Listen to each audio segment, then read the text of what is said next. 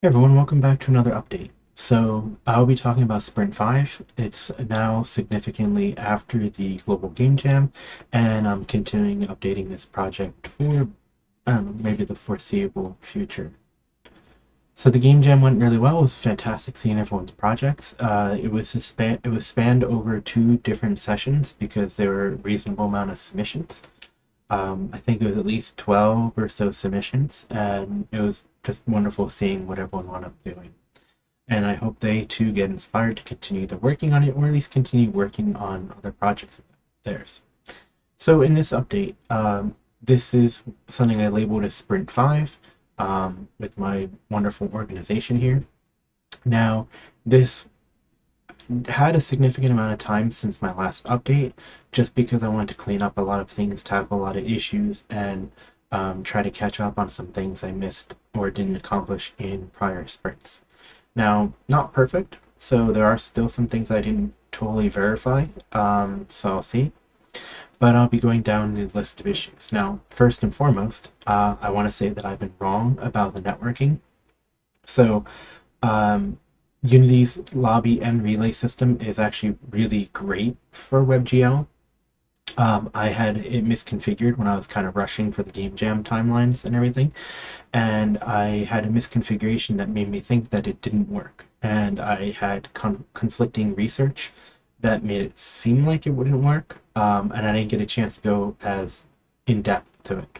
So I did rework a couple things. I did make sure that I'm using it properly, and it does work pretty well in WebGL. Now, the caveat there is that one of the things that got hooked up, that got messed up, or that tripped me up, was when you're doing WebGL, yes, you have to do WebSockets. But that's not only at the transport layer, but that's at the layer that deals with like lobby and relay. So there's a second step that you have to make sure is using WebSockets when it's doing WebGL. Now, since I'm planning to work on this project and build it for Windows, WebGL, and Android, I did create a script that automatically handles setting it up to WebSocket versus non-WebSocket based on the build target, and I do have a script that handles doing a bulk build. So I'm not using Unity Cloud Run or Cloud Build, I think it's called.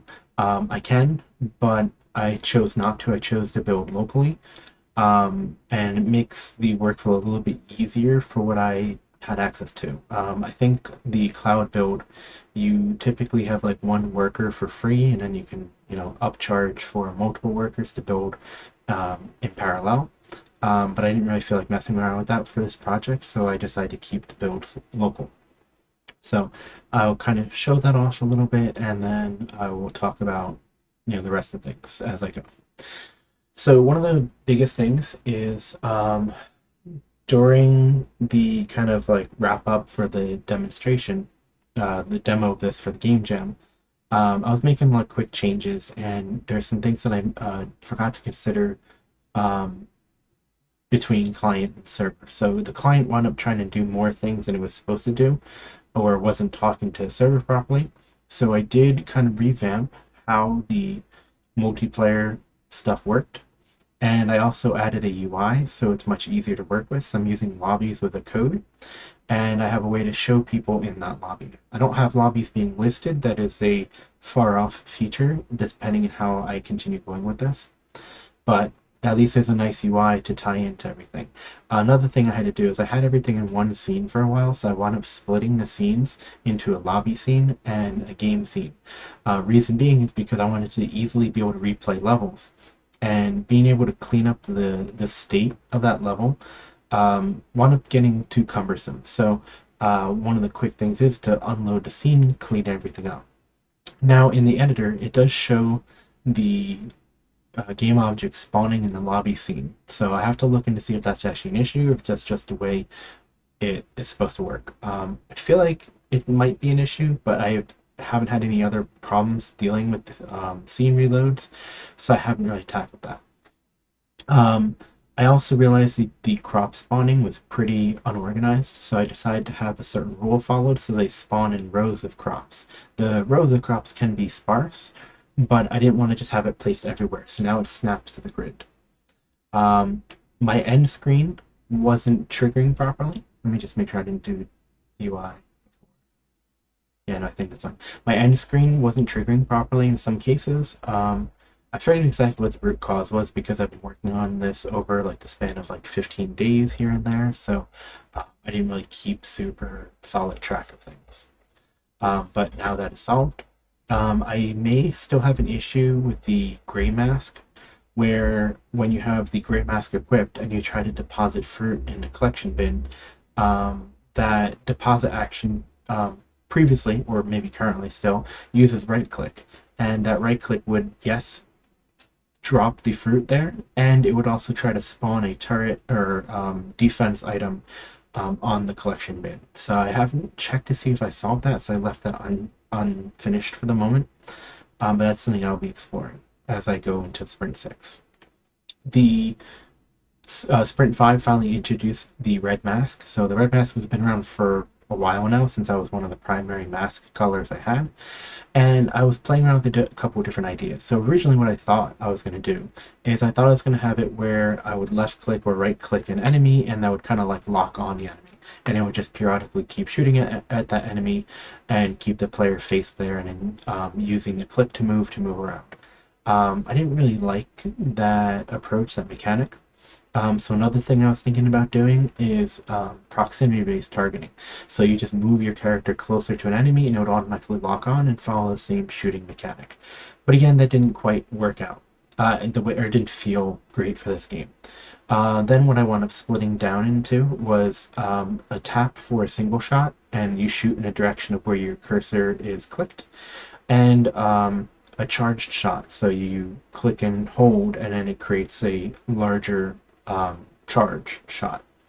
I didn't exactly go with this either. I did complete in a different way.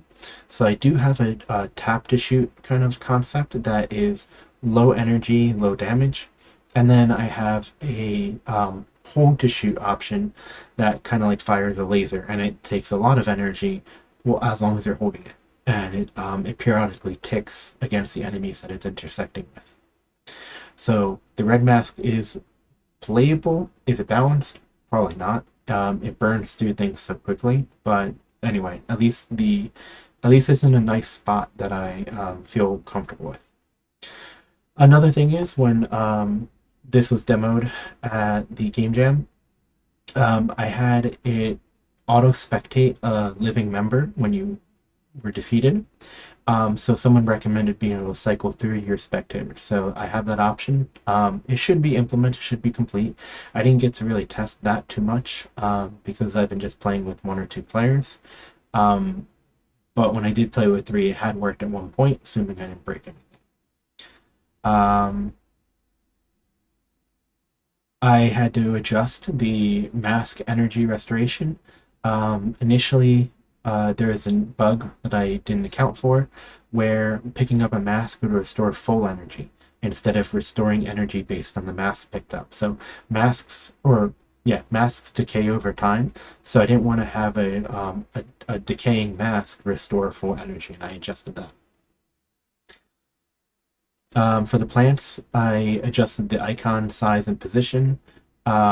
I decided to turn certain actions into kind of like AoE concepts because I felt it was less tedious. So previously what you had to do is you had to specifically click each plant a few times to tend it. Now I have an AoE effect where you hold it down and it expands the radius that ping pongs between small and large, and you want to try to encapsulate however many crops there are. The more crops you encapsulate, the more it costs. The least crops you encapsulate, the less it costs. You can waste energy by not encapsulating any crops. And they're very basic visuals that kind of show which plants are affected, and I find that that worked a lot better. I also fixed some energy costs with that, since it was a bit expensive. And a couple other things which I'll mention in the next point. Um, I also fixed a few issues where the plants weren't progressing through the stages properly, so that is now hopefully fully fixed. I decided to adjust how the decay works. So now, when you have a mask unequipped, or if it's sitting on the ground, it decays slower. When you have a mask equipped, it decays faster, and then when you use the mask, it costs more energy for whatever the action is. I still want to make sure that players are constantly cycling masks, but not as frequently to the point where players will wind up with no masks. Um, and if I don't mention anything about masks, I hope I don't forget by the end of this. Let's see. Okay, no, that's the next point. So I resolved an issue where it was possible for players to be in a stalemate where no masks were being spawned because they didn't have the defenses or the offenses to defeat enemies, and enemies were the only thing that dropped masks. So what I wound up doing is I have a check running in the background. So if there are no more masks in play, after I think about 5 seconds, it'll attempt to spawn a few more masks. So that way there's always an ongoing flow of being able to do things. And the reason for that is because the masks are critical. You have to have the mask in order to do any action. If you don't have a mask, the only thing you can really do is pick up random fruit that spawns, pick up the learning tablets to learn letters, and I think that's it. So you're pretty useless without a mask on. Um, I also fixed some spawning with the enemies. The enemies are supposed to be able to overlap waves instead of just waiting for completion. Previously, they just waited for completion. Now I want to make it a little bit more difficult, so there's more need to kind of clear waves so they don't build up on you and overwhelm you. I added a menu screen, lobby screen, a lobby HUD, which the lobby HUD is kind of now like my settings screen almost. I will have to split that out later on, but for now it is okay. I also added a condition to ensure that an enemy always spawns at least one item, and the item that they spawn by default is a learning tablet for now. I do want to add some logic to kind of pick something else, probably, since a learning tablet may not be so useful eventually, and I want to make sure players can progress effectively. I also reduced the overpowered range of the turret, and I noticed that I had left a kind of bug in the turret when I was testing. So the turrets were previously just doing magic damage, meaning like they didn't actually have to shoot at a target. They were just saying, hey, I found a target, damage it. That was residual from some testing I was doing before. So I did update the turrets to be projectile based, and now the projectiles have to hit the enemies in order for the damage to occur. I also made it more important to maintain turrets, so turrets will lose health slowly over time, just like the masks do. So it's not just like you plant a bunch of turrets or plant a bunch of defense items and then hope for the best. You have to keep maintaining it as you progress through the level, or as a level ticks on. Um, I also got it to fully reload the level if the players lose, or to progress to the next level if the players win. Now, I currently don't have any management of like level value, so right now a level value is just stored in player preferences. So whoever the host is, and maybe even I think the clients, it records their current level. So anybody can just like keep expanding that level right now. There's no way to kind of go back once you start playing unless another host starts it with a lower level and then you start off from there. I don't have a great like save concept yet because right now a lot of this stuff is still kind of like local to the clients, just like player preferences. Enemies should stop attacking dead players. There's a mistake I had in the code where I forgot to like have enemies ignore dead players. So there are times where a player is defeated and they just keep attacking, attacking, attacking. Now that usually wasn't a problem because they would re-aggro other players when they got close, but you could strategically use the body as a decoy unintentionally. Um, I also fixed some plant energy, so like the tending energy level, whatever you want to call it. Originally, that was decaying a lot faster than it was really helping anything. So you kind of had to dump a whole bunch of mask energy into the tend action in order to get anything out of it. And it was kind of like this really terrible race of tend energy versus restoring a decayed plant. And it wasn't really worth it. So I increased how quickly tend energy restores decaying plants, so it's more viable to keep a plant alive instead of waiting for it to kind of like die out and replant it.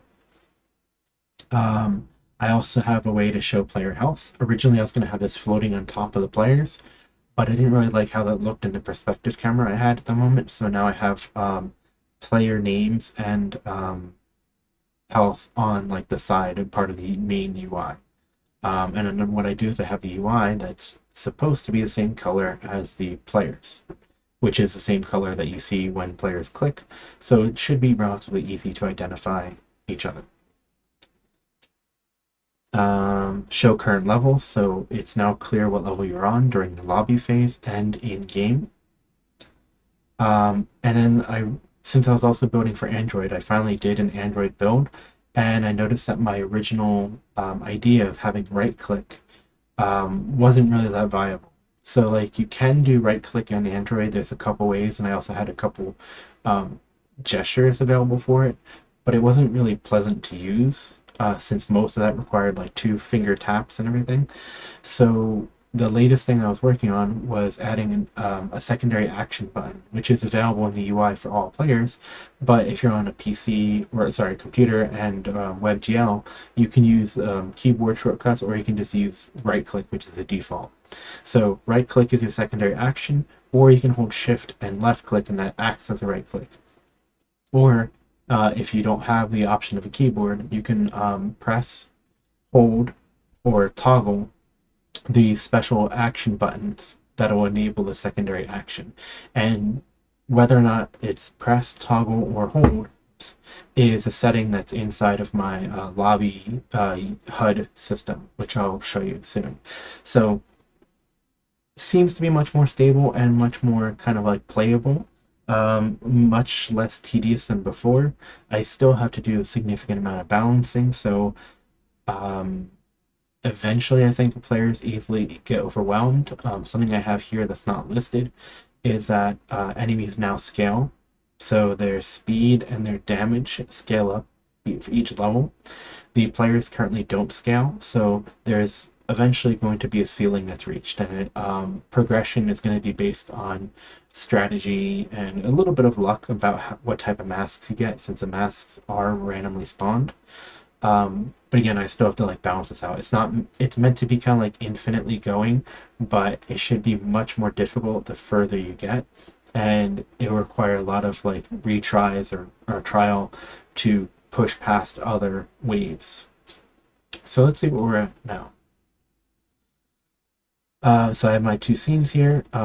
Before I play anything, I can show the kind of build UI that I was working on. So I can build for any of these 3 options. I'm keeping track of version numbers. They relate to the folder that it's running.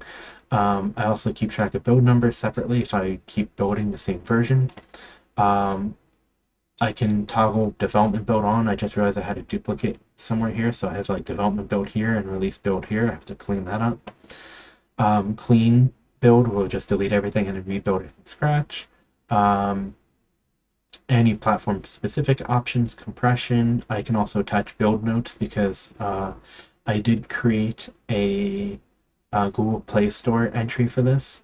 So I could use the build notes section to kind of like keep track of what I'm doing. I haven't really dealt with this too much. The build notes, I've just been testing building in general.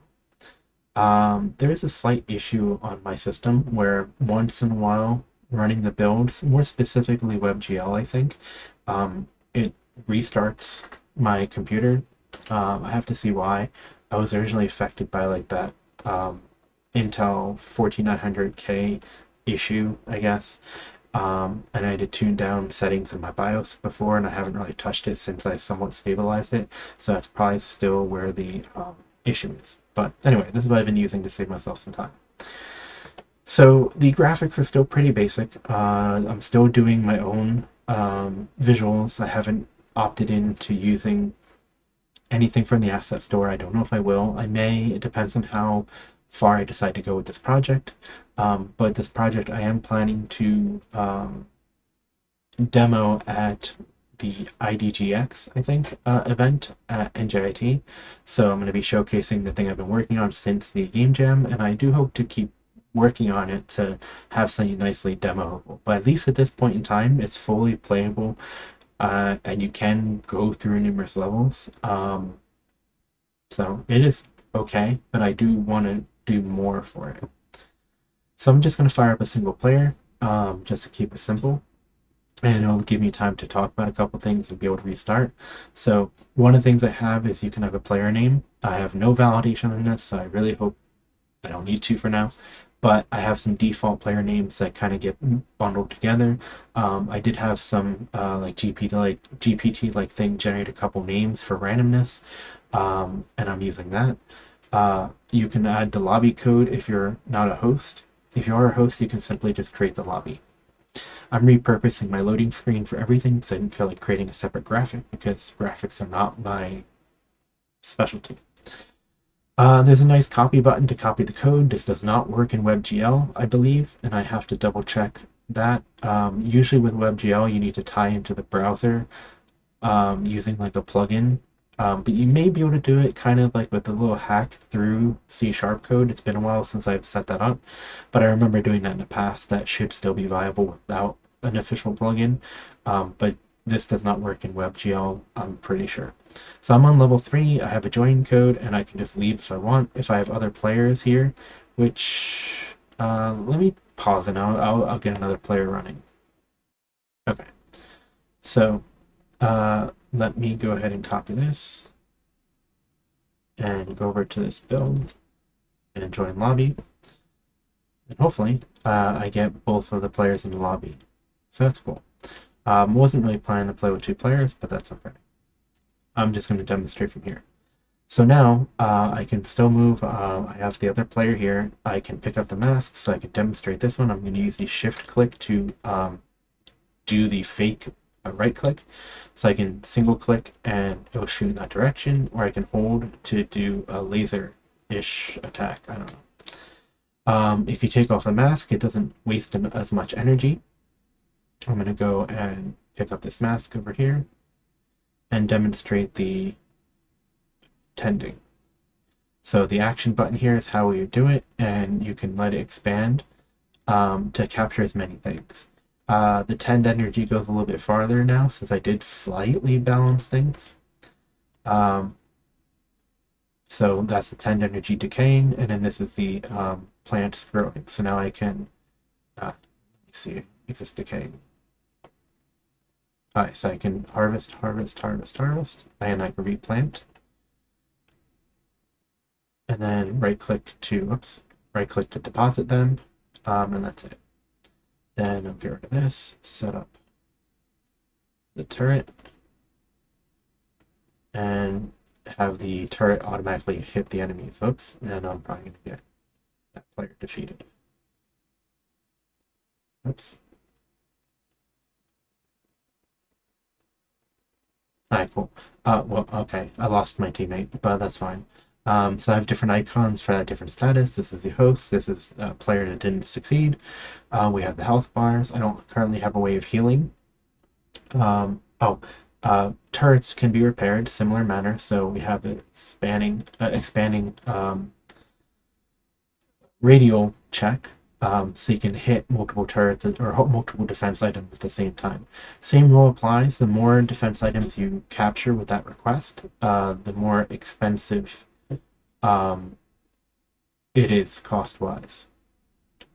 So you have to constantly maintain them. Now the barricade doesn't work as much. You definitely have to like block up an area. Whoops. Because the pathfinding doesn't kind of like get stuck behind it. And the enemies are still pretty dumb, but anyway, whoops. Yeah, so notice how the right click for picking up, it picked up an item, but it also tried to spawn something because I have the mask active. That is something I do want to fully address, so you don't just spam random turrets unintentionally. And I also don't have feedback yet for when you know a letter, so I have a lot of spam here. Oh, they disappeared. Right now, there's no feedback if you already know a letter. You just can't pick it up, and you gotta hope that your teammates can. And here we go. Alright, so hopefully this kind of works out a little bit better. I just gotta be a decoy. Oops.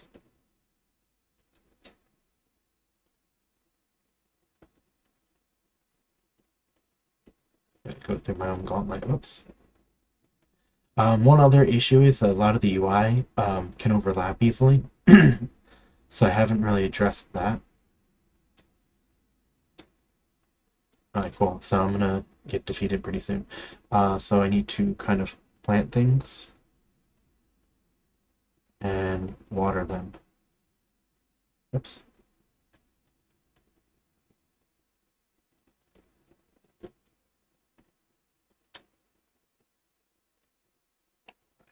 So, a decent amount.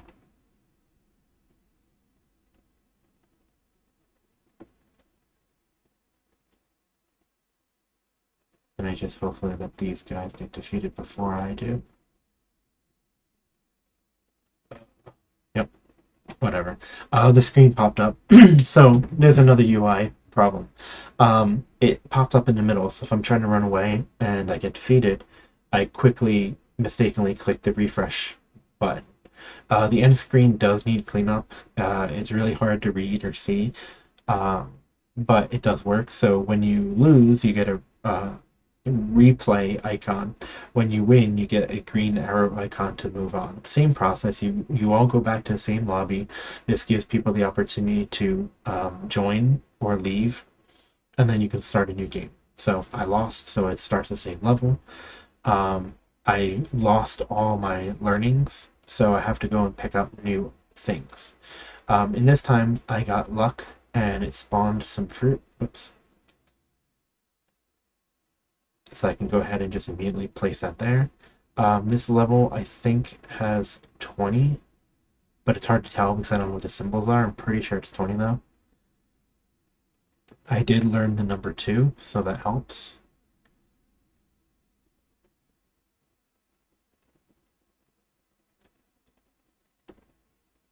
And I still have time before they spawn, but I don't think I have enough to really make much of a difference yet.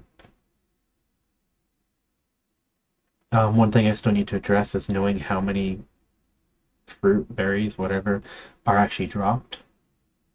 Because it's not just one, they do drop in like bunches. I just have a singular beautiful cube representing that.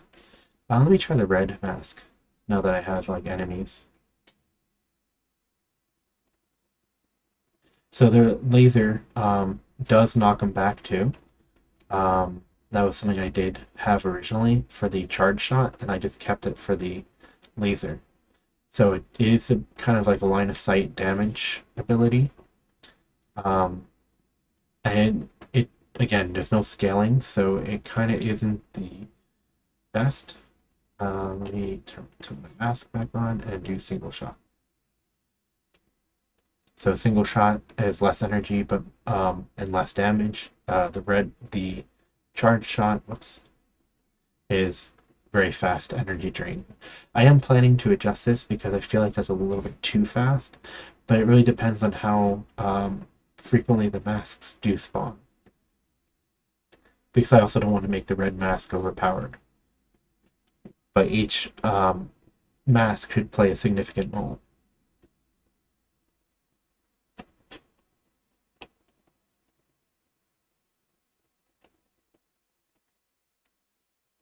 There's a little bit of timing issue here. Picking up other copies.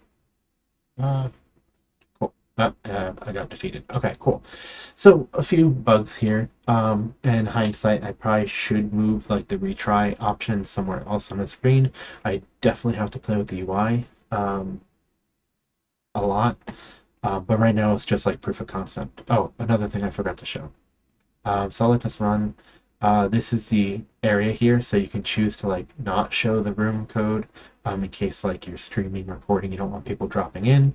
And there's a toggle option for the different options here. So for example, I'm just going to do left click. So I'm going to toggle this on and left click to pick it up, left click to place because it's now acting as a right click. I have to turn it off though because it's a really wonky UI to do like left click still. I can then switch this to one shot, I guess.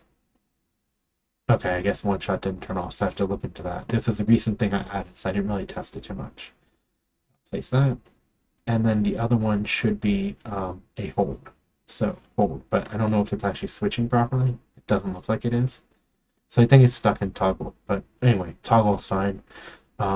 This is meant for more of the Android version, or the mobile version, since you can't really adequately right click. So this is a very temporary sort of fix. Okay, cool. Oh yeah, I still had it right clicked, so it dropped the mask. So let's do that. Now I can just unequip the mask and not drop the mask. What else? Let me sit over here and see if the enemy shots. I can't because the melee guys, you move too fast. I was gonna try to see if the turret would block damage.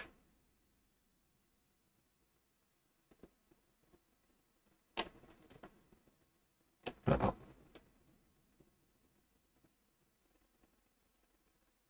Yeah. Also, the knockback direction is kind of wonky. I just did a very quick test, but the idea was I wanted to knock back without knocking them off the nav mesh.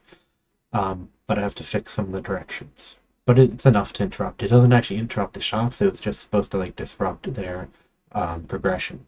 But we'll see. So that's where I'm at now. I don't exactly know what I'm gonna start working on first for Sprint 6. Um, I definitely want to clean up some of this interaction, especially with like the right click and picking things up, dropping things. It's just the way I have the system. I have to make sure I can like terminate the process when certain actions happen.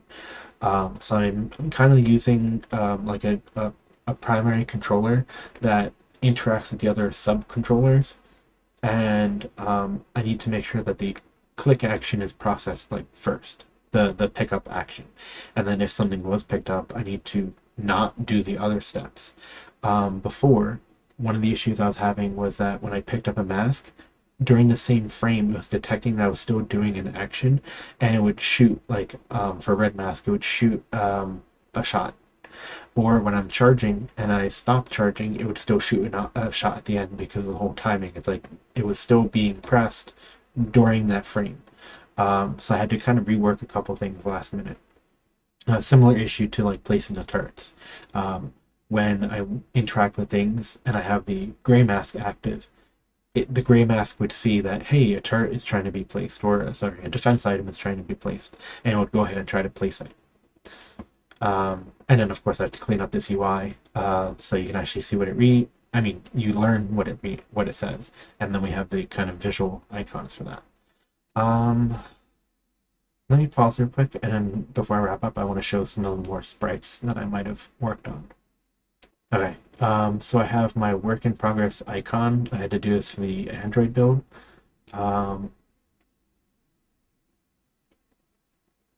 don't know where the last versions went, but I guess I can get that from Unity. So Unity, I have what I just opened. Here we go.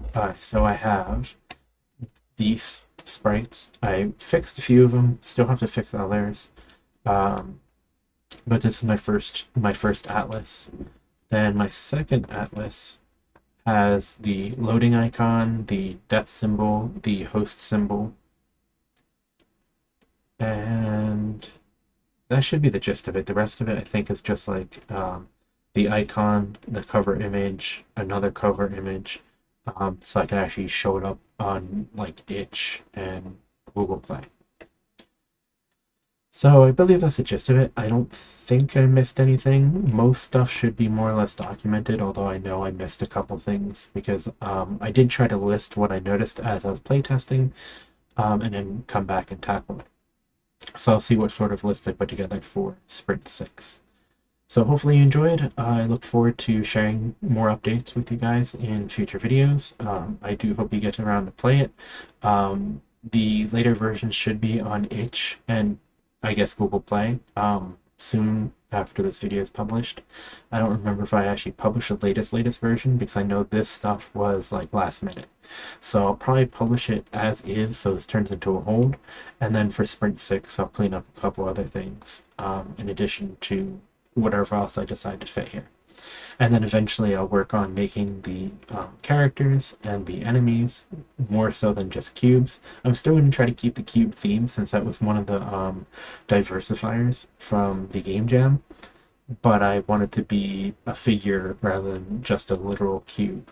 Uh, but yeah, so hopefully you liked it, and see you guys in next video or class or just around campus.